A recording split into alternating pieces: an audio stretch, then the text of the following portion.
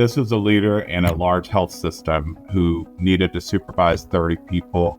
The leader was reluctant to step up, calls themselves an introvert, and when $50 million is a possible revenue, they needed this leader to be at their best. Welcome to Season 3 of Conversations with Coaches. This is a Stakeholder Centered Coaching production where we believe everyone deserves a stakeholder-centered leader. I'm Brandon Murgard, your host for the show. This season, we go deep into the case study library to discuss the real-life challenges of leaders and the coaches who help them succeed. As an added bonus, we're giving away the latest installment of our case study library, which includes case study summaries, show notes from each episode, and ways you can connect with the guest. Get your copy today at mgscc.net/case-studies.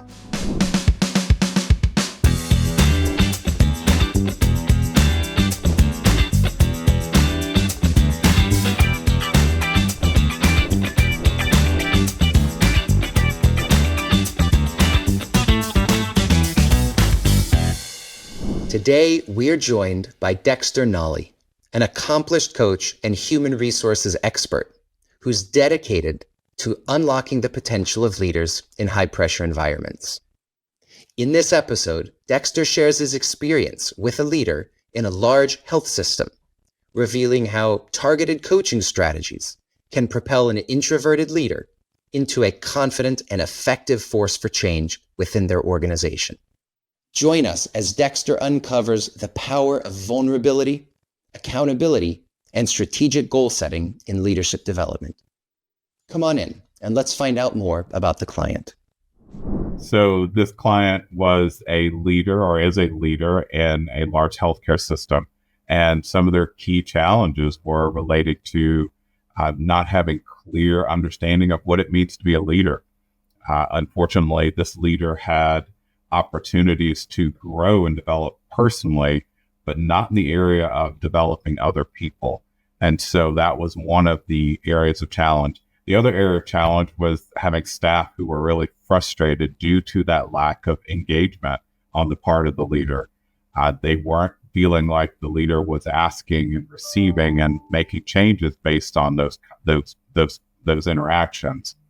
And so as a result, there was inadequate communication. And so the team had deficiencies and they weren't following through. There wasn't vision and there wasn't visibility on the part of this leader because they were more comfortable, the leader, being in their office, trying to manage without actually engaging with the people. And lastly, there was a failure to recognize that importance of building those relationships, which would maximize team performance. So those are the 4 items that this leader faced. Wow. So it sounds like you were walking into quite a bit of a storm, would you say? Absolutely. Yes. This is a leader who they needed. And unfortunately, the great thing about this is this leader was willing to start this journey. And so that was great to see and get there in a way that allowed them to get the results they wanted.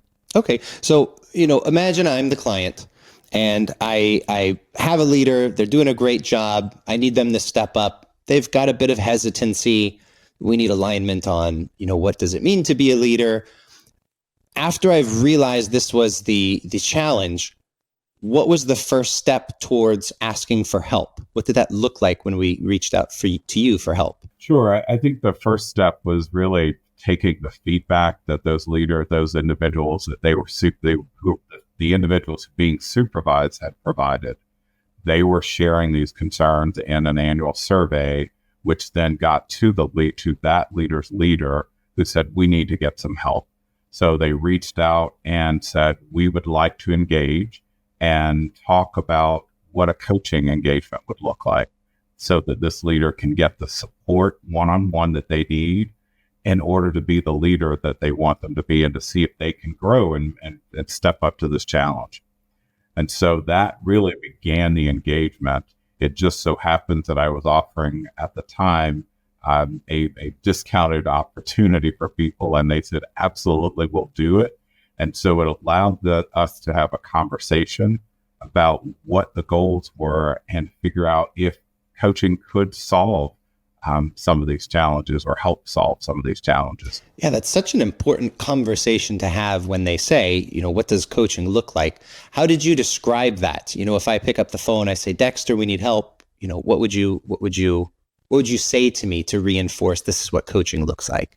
Yeah, so for me, coaching is that one-to-one connection, and it certainly could be one to many, but the connection where you're identifying a particular challenge that is in front of you, and then figuring out with the individual who's there, listening to you, reflecting back the words that you're saying, and trying to help identify ways to solve that problem. And sometimes that's through an assessment and gaining awareness. Sometimes that's through a challenge that is offered, but it really is within that container and that vault where you can have that difficult dialogue and say things that you want to say, or cry if you need to sometimes, or just say, I'm frustrated.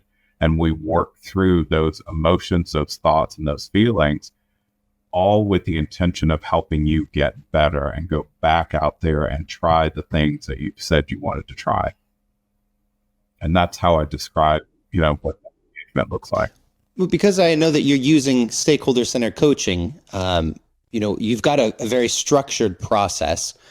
Walk me through, as though I'm the client, how you describe each specific step along the way. What are the milestones we go through? What does my journey look like as you verbally walk me through this at the beginning? Yeah, so your journey looks like, the first thing is to engage a group of stakeholders, people who interact with you on a regular basis and who see what you do and how you do it, and they feel the impact of your leadership.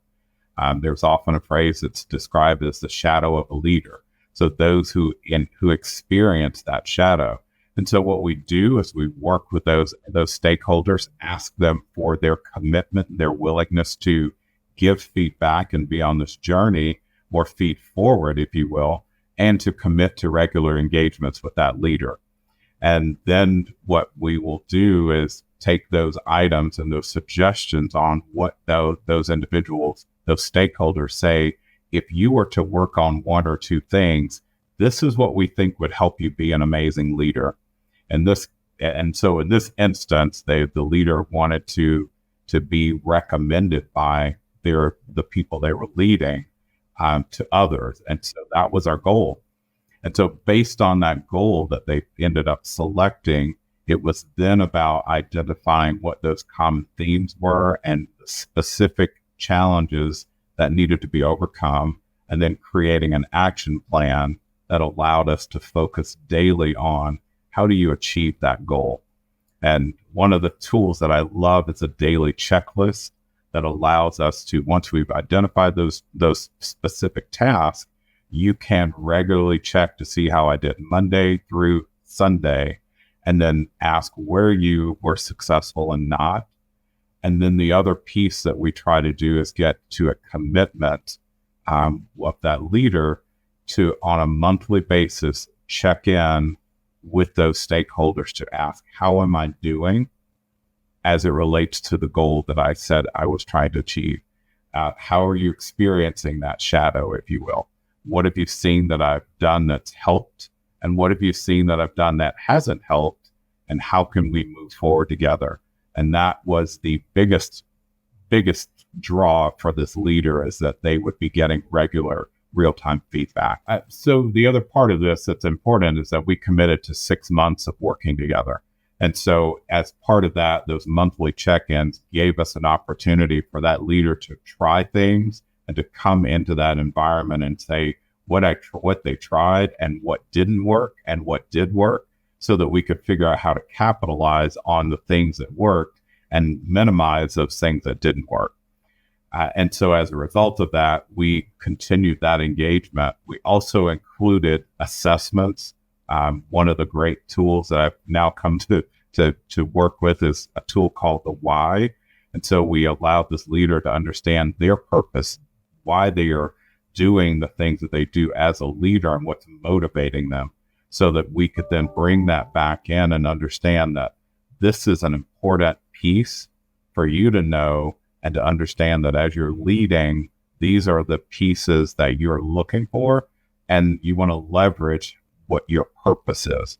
And so that's what we end up doing as a result. Excellent. So I know you start off, kind of assessing a leader's readiness, and you've said that this leader just seems to have been very clear. I want to be recognized and acknowledged as a great leader by other key people. So from there, you get feedback and you pick something to work on. What did they pick? What was their goal? So for this leader, their goal was to be recommended by just over, I think the number we got to was 87.5% of their stakeholders. So they wanted those stakeholders to all say, you are someone I would recommend to others. We chose not to choose 100% because we wanted to be able to give this leader some room to be able to have, because not everybody always will say yes. And so we wanted to make sure but that was still 8 out of 9 or 9 out of 10 of those individuals who would say yes. And was there a particular behavior that was driving that, or was this a generalized goal? Yes. So the goals for us it was looking at how do you increase your visibility? How do you make sure that you are improving your communication with your team about those items that are important for them? And then how do you attain that level of trust that what you say you're going to do, so that you're able to continue to go back to this team and commit what's important, talk about a plan, and they would trust and believe that it's going to happen. And when you collect okay, so this is what I'm focused on. I go and I ask my stakeholders, hey, how do I improve these things? And that becomes an action plan. And I love this idea of the daily checklist. What shows up on my daily checklist? What are some of the items that I was focused on? So some of the items that they were focused on is, one, communicating and letting people know when they were going to be in and out of the office, because there was a concern about, we don't know where you are. The other is that there would be office hours that were created so that people would be able to drop in whenever if they had any questions. Then we also talked about creating a connection related to huddles and actually being present at the huddles, not the ones that they were leading, but that the team was leading, so that there was an opportunity to ask questions and solve problems. There was also written communication that would go out to the team on updates and things that were important. So we created this checklist that allowed for visibility to be seen by others in ways, whether you were there or not, but they knew what was happening because this leader had committed to these particular steps. And how about the coaching sessions themselves? Were we meeting, once a week? Was this a once a month type of situation? Well, for us, we were meeting, ideally it was twice a month, and every now and then it would be 3 times a month, depending on what was going on. And so those coaching sessions were via Zoom.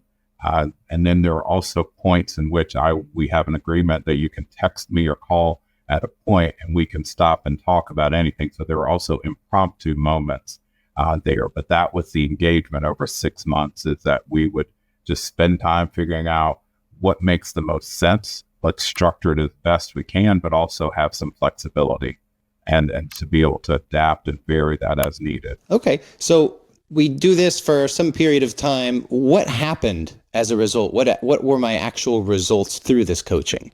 Well, I think the first thing is that I would say within 1 month of these new behaviors, there were individuals who were not in the stakeholder group who were coming up to this leader asking, has something changed? Or they were asking each other, what's different? Wow. We noticed something.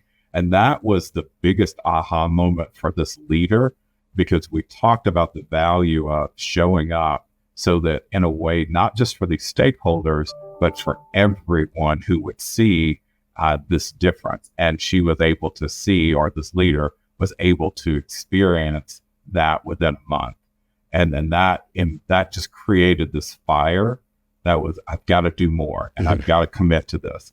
And so our sessions then became about, how do I continue to ensure that people see and they feel the difference and that they believe that it's genuine. not just for a moment.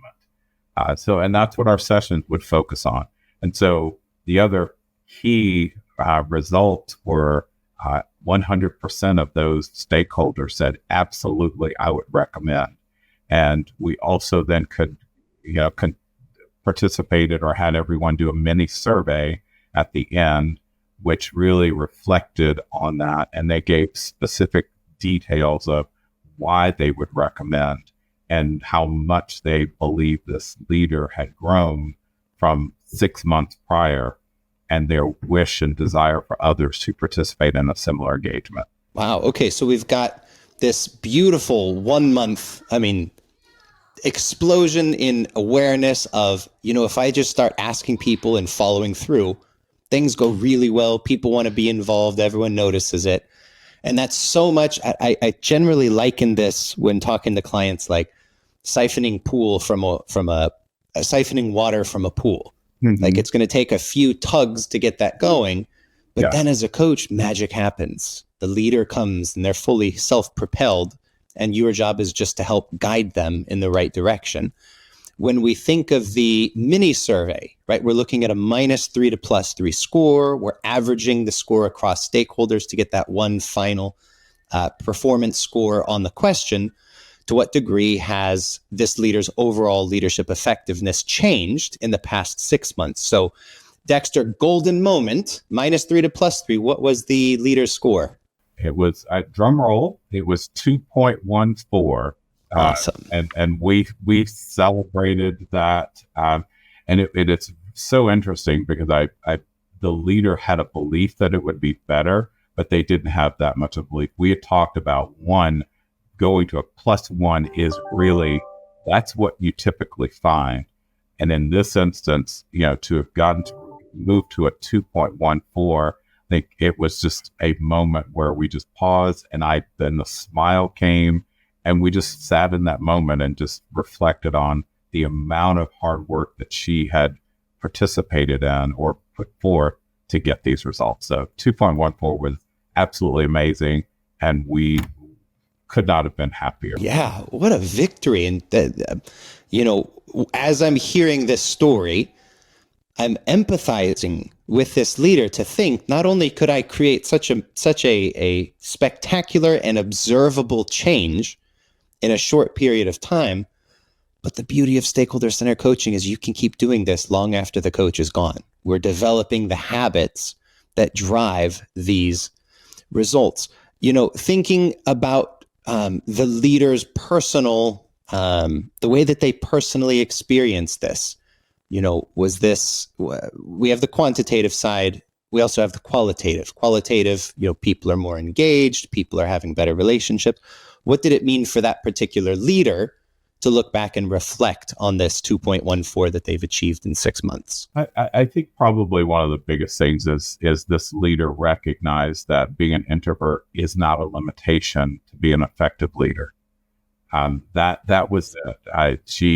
This leader came to this process and had a limiting belief about what was possible. And as a result of a few weeks, a few months, it became very clear that did not have to be a self-limiting belief. And so that was it. And I think the other part is that, this leader found a way to start having joy about the work. Mm-hmm. Because there was not this dread over, oh my gosh, I've got to go talk to people. I've got to engage. I still remember several conversations where the leader talked about having new people come to the organization and being excited about getting to know the new people. She also talked about the excitement that came when she was out rounding and getting to know and learning the art of having a conversation with people that wasn't just about how are you today, but it was how are the people in your life? What can I do to help make this a better experience for you? And that just flipped for this leader, and they recognized the key to really building relationships was being intentional, being consistent, and being genuine. And so this leader had to find a way to allow that to be authentic for them so that they could do it in a way that it made sense. And so it wasn't about introvert, extrovert. It was about showing up as a leader and helping people solve problems and empowering them to do that.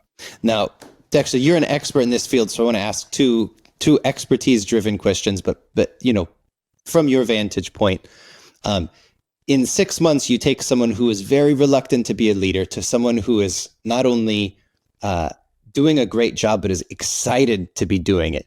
Do you think that there's any world where tossing this person into a classroom or a training or reading a book that could have created that same transformation? Oh, wow. Yeah, I'm a firm believer that doing this alone, I think this leadership is this growth. It's a team sport. And so, yes, this person could have sat in a classroom, but there are very few environments where you get to try to learn something and you get real-time feedback. And I think the stakeholder centered coaching process allows for you to be, and you create your own classroom and you create your own experiment and you get real-time feedback. And then you get to come into a vault and talk about what that felt like and know the difference that it made in you and made in the people. So I don't think you can do that in a classroom. I think you have to create your own classroom and then create your own experiments that allow you to be able to grow and be able to be honest about what you did and didn't do and what you want to do next. And I don't think you can do that just in a classroom. I think that's where most of our leadership effectiveness fails, is that we do it in a classroom and we expect people to go back and be someone different and have anyone to help hold them accountable or to bounce things off of. And so they're left to do this alone. So absolutely, I believe leadership, this is a team sport. Yeah. Mm-hmm. Yeah, that real-time feedback you talk about is so crucial. And I generally will say something like, can you imagine driving your car and not knowing what your speed is until you get home and you look backwards and say, well, for the past 60 minutes, this is what my driving record is. Like, that would be bonkers. No one would sign up for that. But we do that with leadership. We go into the classroom, we learn to drive the car, we go out, and then maybe every year or so we do a 360 and, just hope, please be good. Yeah. When you get that real-time feedback, you've got a much tighter development cycle. My next question was going to be about this concept of introverts being great leaders, extroverts being great leaders. Do you think, in your personal experience, do you see introverted leaders having a harder time being great leaders versus extroverted leaders having an easier time? Is there any magic in there, or is it really just use a process, follow it, measure, and adjust? Yeah, I don't see any. I think it first starts with understanding what an effective leader looks like. What are those characteristics? And then you bring yourself to that and you measure from there. Understand it, because I've seen, extroverted leaders who absolutely fail miserably at leading. So this isn't about extroversion, introversion. This is about understanding and having I think about it from a perspective of what's my motivation. And as a leader, which goes back to that why am I doing this? What's my goal? And then the next piece is, what is my commitment to this? And that commitment is about understanding, learning, committing to a journey of the fact that I will grow forever as a leader. And I need to put myself in a position to get the input and be able to do feed forward and feedback processes so that I get better as a leader, and never taking it for granted that we have arrived. So those are my thoughts. I don't think it's about introversion, extroversion. That's about where you get your energy from. And this is about understanding how I show up and how I want to be remembered and thought of as a leader. who's able to solve problems and empower people to solve their own problems. Absolutely. So when you reflect on this engagement, tell me, what were some of the key things that you learned from it and what you walked away sort of within your toolbox as a result of this engagement? Wow. I think, and this is where I think this stakeholder centered coaching process just helped me, because for years I'm a master's prepared counselor. And that was about helping people in their past. Coaching is about understanding where you are and having the courage, the humility, and the discipline to move from where you are, asking for help. And so for me, it allowed that process to come to life, because we often talk about it, but I got to see that, and I got to see it in a way that brought in a lot of things that I enjoyed doing, which is soliciting input and knowing that you're not on this journey alone and being consistent. And so it just brought so many pieces. So that's what I reflect on, is that it came to life for me. And I'm so excited for this leader, and I'm excited for any other leader who wants to take this journey, because it's possible. This was one, but there are so many other opportunities that are out there. And this leader has learned some valuable skills on how to do this with or without a coach. And that's what I love. It's the commitment to the process. So as long as, if I'm a leader, I'm hearing you, I'm thinking, maybe stakeholders in our coaching, it could work for me, maybe it doesn't. In your opinion, if you have a leader who is, well, let's ask this. What would you say are the prerequisites to have an effective transformation with stakeholder centered coaching, similar to this client that you've just worked with? I think first you have to be willing. You have to be willing to acknowledge the fact that you don't know it all, and that there are people who have found ways to do it, and there's science, there's research that has already helped us understand what it means. We know what employees need in a leader. Our question is, how well do I measure up to that? How far am I, and what's the gap for me? And so that is where I would begin. It's that awareness. And I think of a model that's called, it's ALAB. It's awareness. Once you become aware, then you commit to a journey of learning, a process of learning. And that's where bringing someone in and helping to think through, whether it's reading books and assessment on myself. And then we get to that next phase, which is application. And application is about, I go and test it. And I test it against the world and the people I'm leading and see how it goes. And then the last part is that behavior change. As a result of all the testing and all of what I found that works or doesn't work, am I consistent in my behavior change, so that I can demonstrate that I have applied what I've learned and I'm going to be someone different as a result of that. And that difference is all that, that's what counts. We've got to help the people we're leading to see that we're committed to that process. I hope that answers your question. It absolutely does. There are 1,000 reasons to not start.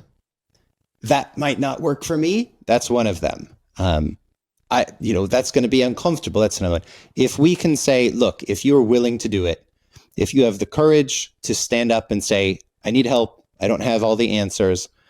If I have the humility to say, I need your help, can you give me some suggestions? And then the discipline to follow through on them. It's going to work for anyone. And that is empirically tested. We know that this is a fact. The data set we've run this through has been more than 250,000 people with no qualification to be included in that data set.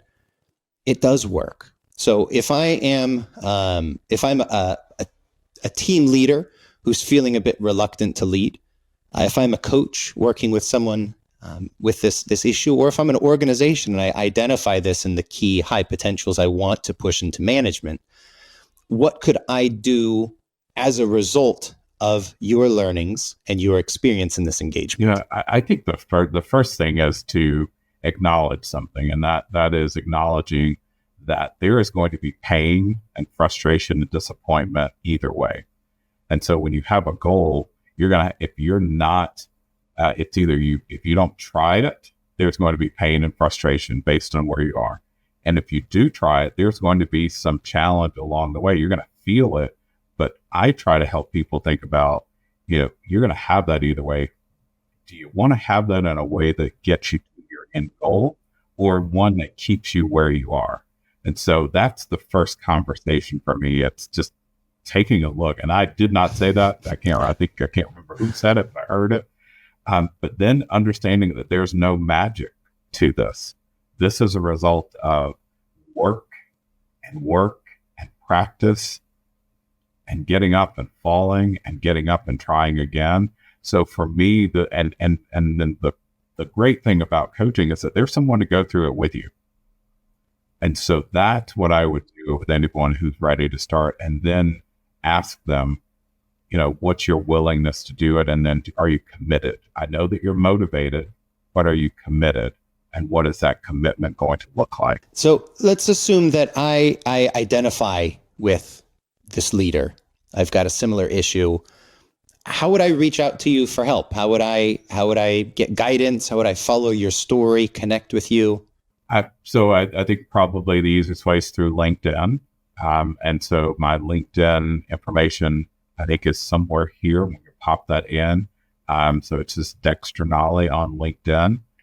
There are a few of us, but I don't think there are that many. So you should be able to find me in my picture. It looks like this. I haven't changed very much. I still have the face I've had for a very long time.